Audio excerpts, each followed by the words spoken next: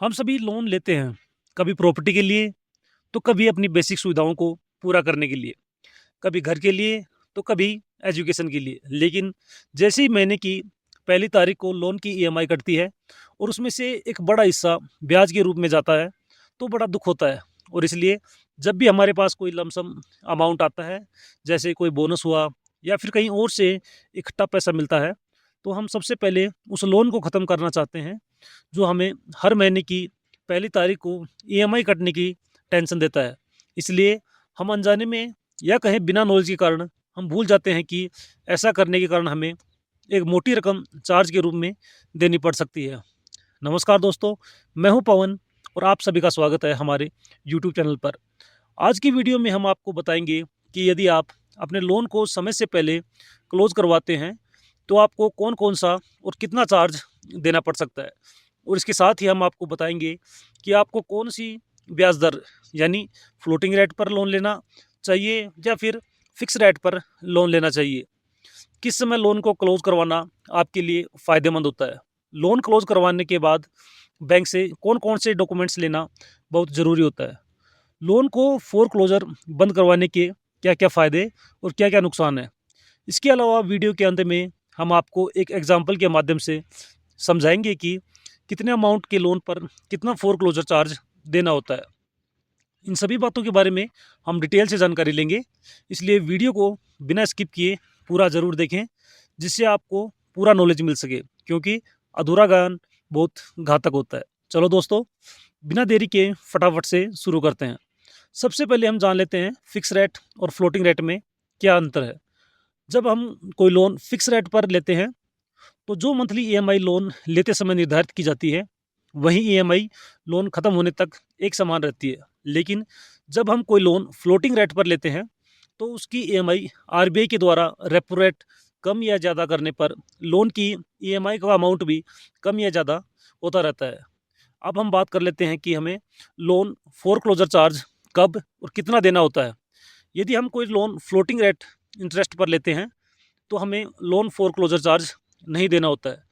लेकिन यदि हम कोई लोन फिक्स रेट इंटरेस्ट पर लेते हैं, तो हमें फोरक्लोज के दौरान बचे हुए लोन के मूलधन का 2% से लेकर 6% तक फोरक्लोजर चार्ज के रूप में देना होता है।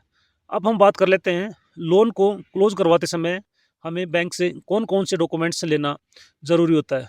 लोन क्लोज करवाते समय बैंक से नो ड्यू सर्टिफिकेट यानी एनओसी लेना बहुत ज़रूरी होता है। लोन क्लोज करवाने के 45 दिन बाद यह चेक करना ज़रूरी है कि आपके सिविल में लोन क्लोज दिखा रहा है या नहीं दिखा रहा है। इसके अलावा आपने लोन लेने के दौरान जो कैंसिल चेक और डॉक्यूमेंट जमा करवाए थे, उनको भी ज़रूर से वापस ले लेना चाहिए। दोस्तों, यहाँ तक यदि वीडियो पसंद आया है, तो वीडियो को लाइक ज़रूर कर दें, क्योंकि वीडियो बनाने में बहुत मेहनत लगती है और आपका एक लाइक ही हमें वीडियो बनाने के लिए मोटिवेट करता है। अब हम लोन को फोरक्लोजर के करवाने के फ़ायदे के बारे में जान लेते हैं। यदि हम लोन को समय से पहले बंद करवाते हैं, तो हम ब्याज का बहुत बड़ा अमाउंट देने से बच सकते हैं। साथ में हर महीने आने वाली ईएमआई की टेंशन भी ख़त्म हो जाती है, जिससे हम एक मानसिक शांति वाली टेंशन फ्री लाइफ जी सकते हैं। लोन को समय से पहले क्लोज़ करवाने से हमारा सिविल स्कोर भी बहुत अच्छा हो जाता है और हमें दोबारा लोन लेने में कोई समस्या नहीं होती है। अब हम लोन फोरक्लोजर से होने वाले नुकसान के बारे में जान लेते हैं। सबसे पहला नुकसान है, यदि हम लोन को समय से पहले बंद करवाते हैं, तो हमें फोरक्लोजर चार्ज देना पड़ता है। यदि हम लोन लेने के शुरुआती समय में फोरक्लोजर बंद करवा देते हैं, तो हमें फिर भी यह फ़ायदे का सौदा हो सकता है।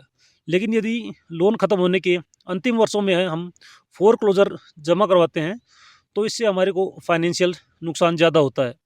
अब हम आपको एक एग्जांपल के माध्यम से समझाते हैं कि कितनी राशि पर कितना फोरक्लोजर चार्ज देना होता है।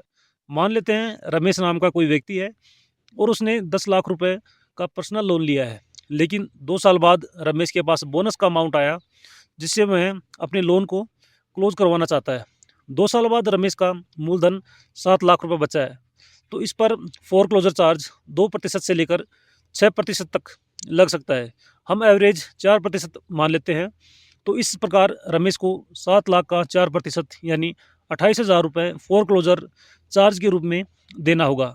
तो दोस्तों आशा करते हैं आज की वीडियो से आपको फोरक्लोजर चार्ज के बारे में डिटेल से जानकारी मिल गई होगी। यह जानकारी आपको कैसी लगी कमेंट करके ज़रूर बताएं। और यदि आप ऐसे ही फाइनेंस से रिलेटेड नए नए वीडियो देखना चाहते हैं जिससे आपकी फाइनेंशियल एजुकेशन बढ़ती रहे तो आप हमारे चैनल को सब्सक्राइब जरूर कर लें। धन्यवाद।